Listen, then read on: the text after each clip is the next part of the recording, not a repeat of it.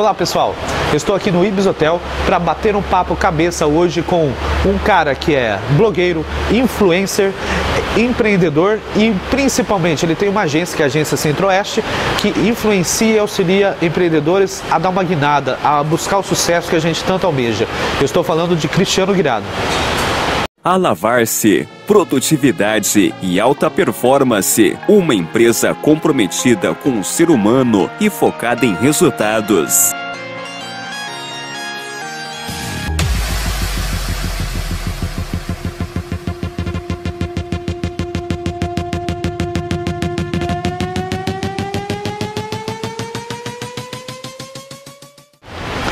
Olá amigo empreendedor, você que é líder, hoje nós estamos aqui para bater um papo cabeça com Cristiano Guirado. O Cristiano que é empreendedor, influencer, blogueiro e trabalha especificamente hoje com redes sociais, influenciando empreendedores a crescer e a ter uma história de superação e sucesso como a dele.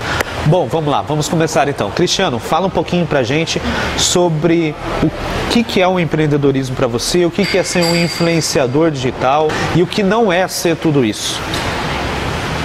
Bom, o que é ser influenciador? Como o próprio nome diz, é influenciar pessoas. Então você tem que construir uma rede de relacionamentos, pessoas que estão perto de você, que te conhecem, que confiam em você e tem que criar conteúdo para elas, criar conteúdo que interessa para essas pessoas. Eu sou líder de 2 grupos de networking em Bauru, o grupo de Empretecos e o Café Empreendedor. Eu sou rodeado naturalmente por 400 micro e pequeno empresários e eu sinto a dor desses micro e pequeno empresários, eu sei quais são as dificuldades que eles têm. Eu sei quais são as necessidades de aprendizado que eles têm. Eu tenho acesso à informação, eu sou jornalista. Eu tenho facilidade de acessar a informação e traduzir informação. Então eu resolvi fazer isso. O que não é ser influenciador, o que não é ser um influenciador, ficar postando fotinho bonitinho. Então, fotinho bonitinha com uma frase de efeito que você copiou de algum lugar. Isso não influencia ninguém. E infelizmente ainda tem muita distorção nesse mercado de influencers e vai demorar até o empresário aprender a contratar certo. A gente, quando a gente entra por empreendedorismo, a gente aprende muita coisa que não necessariamente é do produto ou serviço que a gente entrega. A gente aprende porque a gente quer melhorar e porque a gente quer melhorar o produto e serviço que a gente entrega. E eu achei que seria interessante que se eu pudesse explorar isso numa outra área, né? Por que não abrir um blog de empreendedorismo? Falar sobre empreendedorismo, ser um influenciador de empreendedorismo. E eu vi também uma oportunidade de mercado. Bauru tem entre 50 e 60 influenciadores.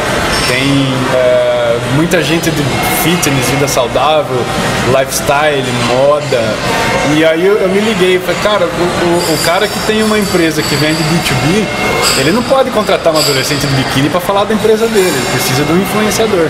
Como um influenciador é uma tendência na comunicação digital, eu vi uma oportunidade de mercado aí e eu resolvi abrir o blog e comecei a trabalhar como influenciador também. Faz 60 dias que eu estou nessa vida.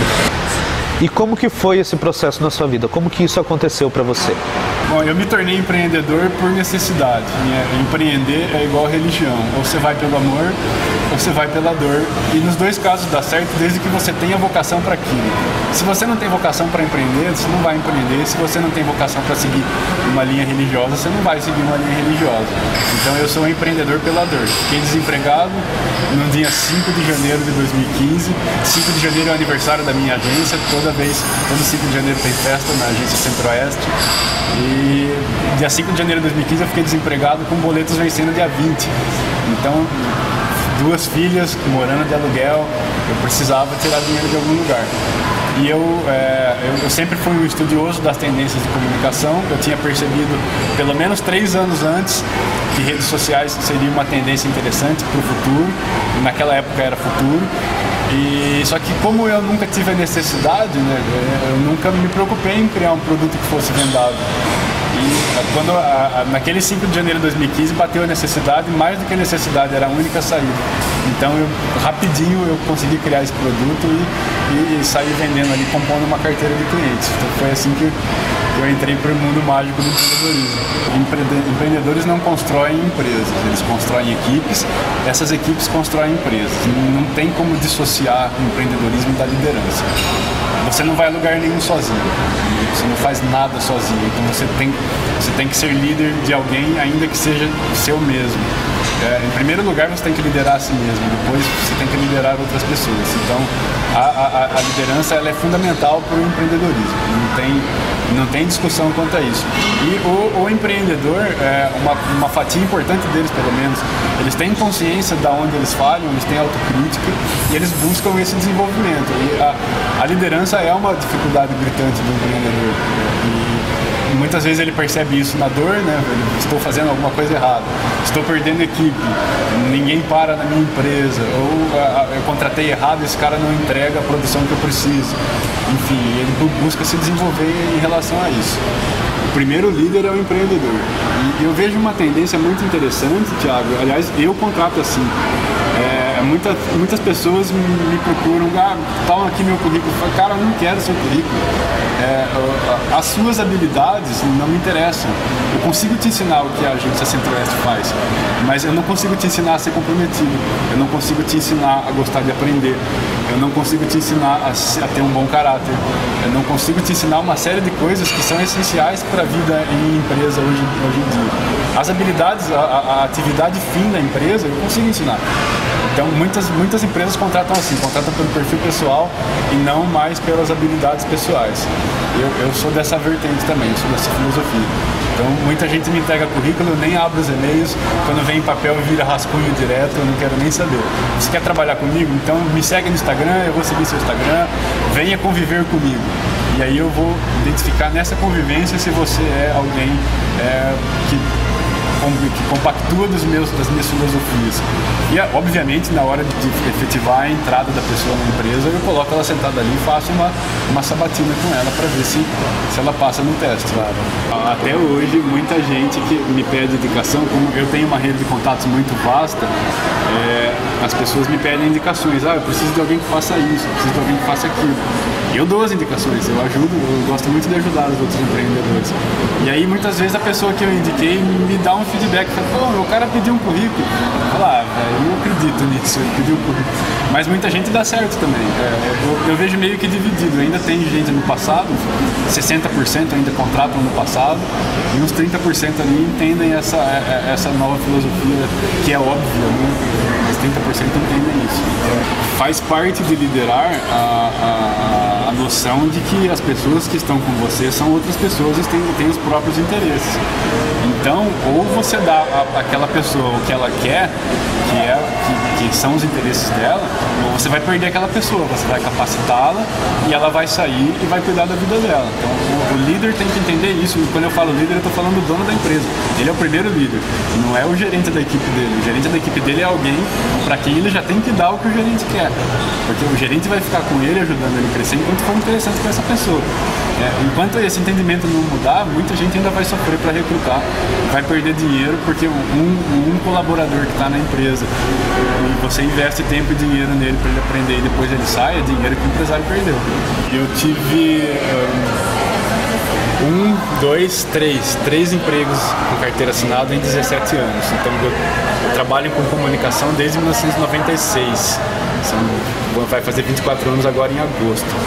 Eu trabalhei numa agência de publicidade de 96 a 97, 96 a 98. Em 98 eu entrei num grupo jornalístico, fiquei nele até 2008. E aí eu fui no grupo jornalístico, fui contratado pelo grupo jornalístico da concorrência. Passei lá 18 meses, voltei para esse primeiro grupo jornalístico que me contratou.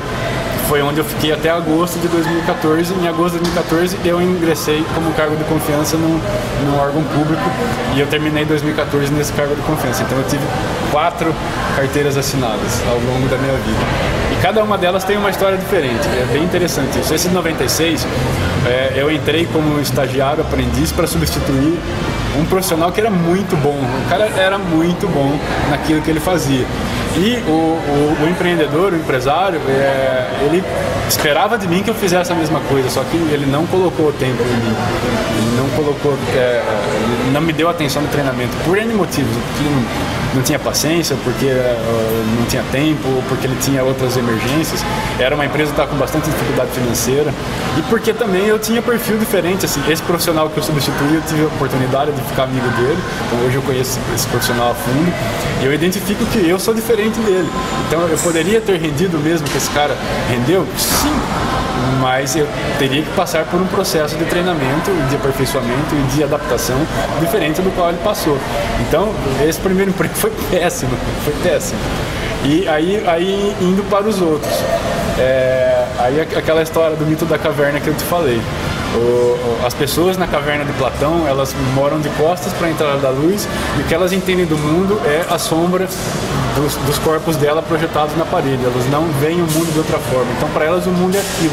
Eu tinha algumas noções de que a minha liderança nesse grupo jornalístico, que eu fiquei 10 anos, era ruim, porque isso afetava a minha saúde. Eu desenvolvi alcoolismo com 22 anos. Eu desenvolvi uma insônia ferrenha, da qual eu me livrei só 11, 12 anos depois. Desenvolvi depressão, desenvolvi problemas de ansiedade, desenvolvi N problemas de saúde. Então eu tinha alguma noção de que aquilo estava errado. Mas ao mesmo tempo eu achava que a vida era assim. Então eu escolhi essa profissão, trabalhar nessa profissão é desse jeito. Então a gente não conhecia outra realidade. Quando eu troquei de grupo jornalístico, essa primeira liderança é interessante ressaltar a diferença das lideranças dos dois grupos. Essa primeira liderança, eles trabalhavam com base em ataques à autoestima. Então no grupo tinha pessoas que poderiam produzir mais, tinham pessoas com menos capacidade de produção. Para mal dos meus pecados, eu era com capacidade de produção maior. Então eu sofria muito ataque à minha autoestima para que eles pudessem tirar de mim mais produção, mais quantidade de material produzido.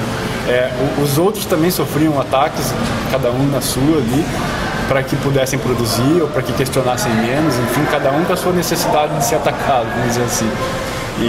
Mas era como essa liderança fazia. Quando eu troquei de grupo jornalístico, eu tinha um líder em vias de aposentação. Então, o cara, eu faço isso faz 30 anos, sabe? Era esse tipo de líder. E era alguém que não tinha responsabilidade alguma. Então, aconteceu isso aqui de errado. Não, foi o fulano. Aconteceu isso aqui errado. Não, foi ele. Cara, o líder é o primeiro responsável pelo que a sua equipe faz. Não tem mistério nisso. Então, se alguém da equipe errou, a culpa é do líder. Não pode entregar uma produção sem passar por ele. No primeiro grupo jornalístico isso não acontecia. Então, toda a produção passava pelo líder. Tinha N outros problemas, mas esse não tinha. O segundo grupo jornalístico deixava as nossas vidas pessoais em paz, né? Então não tinha ataque. Eu melhorei muito, ganhei peso, sarei N problemas, enfim, esses 18 meses foram muito legais para mim. Mas também eu sofria com esse outro tipo de liderança. E uma situação interessante, Thiago, é que quando eu troquei de jornal, esse jornal que eu fui, depois de 10 anos no outro, ele tinha acabado de perder o primeiro lugar na preferência popular. Igual futebol. Então o Flamengo hoje tá bom, o Palmeiras está concorrendo, vamos lá contratar alguém do Flamengo, trazer para cá, para poder competir. Foi isso que aconteceu. Vamos supor que um time contratou a estrela do outro time. É para melhorar esse time aqui. É para o cara fazer nesse time aqui o que ele fazia lá. Aí a hora que eu cheguei no segundo jornal, falou, não, aqui é assim. É assim faz 30 anos. Você não vai fazer igual você fazia lá. Eu falei, mas por que eu vim então, meu Deus do céu? Então eu desenvolvi outros problemas. E aqui eu era um ente extremamente questionador daquele sistema, porque eles estavam perdendo a preferência popular justamente por causa daquele sistema que precisava ser questionado. Eles me trouxeram para isso e não me deram espaço. E aí eu voltei para outro grupo e aí eu já voltei contaminado, entre aspas, né? Eu já voltei com as duas realidades. E aí foi péssimo, cara. Ali chegou naquele grupo que eu falei, ou você me coloca para liderar aqui ou eu tô fora. E aí eles me colocaram para liderar. E foi bastante interessante porque aquela equipe era uma equipe de bastante longevidade, então eles cresceram junto comigo. Eles eram meus companheiros, eles iam em casa, a gente bebia junto no final de semana, a gente se divertia, todo mundo conhecia as famílias dos outros. E a hora que eu acendi a liderança, falei, legal, agora nós vamos voar baixo. Mas eu fui boicotado por esses profissionais ali, que eram os meus companheiros. Eu não sei o que aconteceu, obviamente eu tive minhas falhas, porque as únicas lideranças em quem me espelhar eram aquelas lideranças que eu conhecia, que hoje eu sei que são lideranças ruins, na época eu não sabia, e eu sabia muita coisa que eu não podia fazer. Mas eu entendo também uma dificuldade da visão deles, porque a liderança que eu propunha, eles não conheciam, então para eles era estranho. Eu durei 40 dias na liderança. Eu brinco ainda, esse grupo jornalístico que eu participei, ele tem 82 anos, é uma empresa de 82 anos. E teve o fundador dessa empresa ficou 40 anos na liderança, como editor-chefe. E aí eu brinco até hoje, falo, o fulano foi editor-chefe por 40 anos, eu fui por 40 dias, são os 2 recordes. Ninguém vai bater esses recordes. E realmente até hoje ninguém bateu o meu recorde. Fiquei sem clima lá, porque era um rebaixamento. A hora que eu perdi esse cargo, era um rebaixamento, inclusive financeiro. E ali nessa época eu já tinha quase 20 anos de carreira. Eu não podia contar com rebaixamento financeiro, porque o que o cargo pagava já não era lá essas coisas. O jornalismo está encolhendo por causa da transformação digital. Então eu fui procurar emprego e encontrei emprego com uma galera muito confiável, que são políticos. Então eu fui ser assessor de imprensa da Câmara de Vereadores na época. E aí de 2014 para 2015 trocou a mesa diretora. Eu sempre fui muito futurista, eu sempre fui muito vanguardista, então eu estudava redes sociais como uma saída para a comunicação há muito tempo. E o poder público, cara, tem muita limitação, mas tem muita vantagem também, que é a facilidade de se implantar novidades. Então eu preparei projetos para o segundo biênio daquele mandato e fui apresentar para a mesa diretora nova, ainda em dezembro, ainda antes da mesa diretora assumir. E a resposta foi resposta de político, né? Não, fica tranquilo, vamos conversar, estamos juntos, político, padrão. Cheguei a trabalhar dia 5 de janeiro de 2015, a minha exoneração em cima da mesa. Do nada, um boleto vencendo dia 20. E aí entra a história da vaca. Daquela família de fazendeiros pobres que viviam do que produzia uma vaca, e eles eram muito pobres porque a vaca produzia muito pouco. Passou um monge por essa fazenda e falou, cara, eu vou ajudar essa família. Foi lá e matou a vaca. Com a vaca morta, eles tiveram que se virar para crescer, para evoluir, para diversificar a produção, e realmente prosperaram e se tornaram fazendeiros de grande porte graças a isso. E tudo isso, toda essa transformação, você atribui a quem da sua vida? Sem fugir fugindo do ramo da mitologia, aliás, passando para a história, a Grécia Antiga já tinha tecnologia para criar a máquina a vapor, que foi a grande vedete da Revolução Industrial no século XIX. Por que a Grécia Antiga, por que os gregos não criaram a máquina a vapor? Porque tinha mão de obra sobrando, eles não precisavam daquilo. Então a necessidade faz o conhecimento. Então comigo foi a mesma coisa. Eu sempre fui estudioso, futurista, vanguardista, só que eu nunca tinha precisado vender aquilo para sobreviver. A hora que eu fiquei desempregado dia 5, com o boleto vencendo dia 20, cara, foi rapidinho. Formatei pequenos pacotes, estabeleci ali um público-alvo e saí batendo de porta em porta para vender o meu produto, que acabou se consolidando. Na época era uma novidade, eu falo sem medo de errar, eu sou o primeiro maluco da área 014 a vender soluções exclusivas para redes sociais. Na época era uma novidade, mas as empresas já sentiam essa necessidade. Então esse produto teve uma aceitação. Em Lençóis na época só eu fazia, em toda a área 014 na época só eu fazia. E 4 anos depois, quando eu saí de Lençóis, agências com perfil igual ao da minha tinha 25. Em Bauru eu não quero nem parar para pensar quantas tem, mas em Lençóis tinha 25 agências com perfil igual a mim. Desbravou, né? Desbravei o mercado. Ah, legal. E olha só, você então é proprietário da agência Centro-Oeste, e como que ela funciona? Isso, a agência Centro-Oeste ela não é mais uma agência de redes sociais. Ela é uma agência de publicidade especializada em micro e pequeno empresário. E isso acaba sendo a mesma coisa, porque quando o empresário ele tem um poder maior de investimento, ele acaba contratando uma agência maior e tem várias ações. Tem outdoor, tem anúncio em TV, anúncio em jornal, inbound marketing, eventos, tem uma gama de possibilidades. O microempresário, ele tem um investimento mais limitado, só que ele precisa aparecer, ele precisa trabalhar a marca. E as redes sociais acabaram se tornando plataformas ideais para isso, porque elas são quase gratuitas, né? Vai fazer uma ação a mais, é um impulsionamento, você gasta ali R$50, R$20, os investimentos são mais baixos. Então, o meu produto ele acabou se formatando como ideal a essa pequena empresa, que tem uma marca consolidada, que tem uma marca antiga, que tem um produto bom no mercado, só que ele precisa se manter aparecendo para não ser engolido pela concorrência, por outras empresas mais jovens, com mais energia, que aparecem todo dia. Então, hoje a agência Centro-Oeste é uma agência de publicidade especializada em micro e pequeno empresário, com atenção em redes sociais, que acaba sendo o foco da plataforma. Mas a gente também resolve o que as agências tradicionais resolvem: cartão de visita, panfleto, logotipo. Adoramos fazer logotipos. Essa semana passada entregamos um, inclusive. Então a gente acaba resolvendo o que as agências fazem, o que as agências resolvem, mas a gente tem o foco da nossa atuação voltado para redes sociais. Legal, então é isso aí. E se você quer saber mais sobre o trabalho do Cristiano Guirado ou da agência Centro-Oeste, então tá o site aqui embaixo, acesse lá, conheça o blog do Guirado e fique ligado, porque logo logo nós temos mais entrevistas para vocês. Ah, e não se esqueça, a hora é agora. Alavar-se, produtividade e alta performance, uma empresa comprometida com o ser humano e focada em resultados.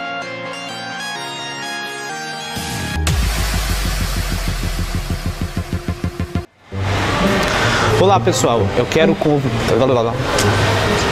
Olá pessoal, você que é líder e você que é Eu tô falando olhando na tela lá, tem que olhar na lente. Eu fazia piada na faculdade que se eu precisasse trabalhar em TV, eu ia vender pastel na feira. Mal sabia eu que vender pastel na feira dá mais dinheiro do que trabalhar em TV. Mas eu fazia piada. Principalmente, como que eu já falei tudo isso, estou repetindo, vai ficar repetitivo, já tá ótimo.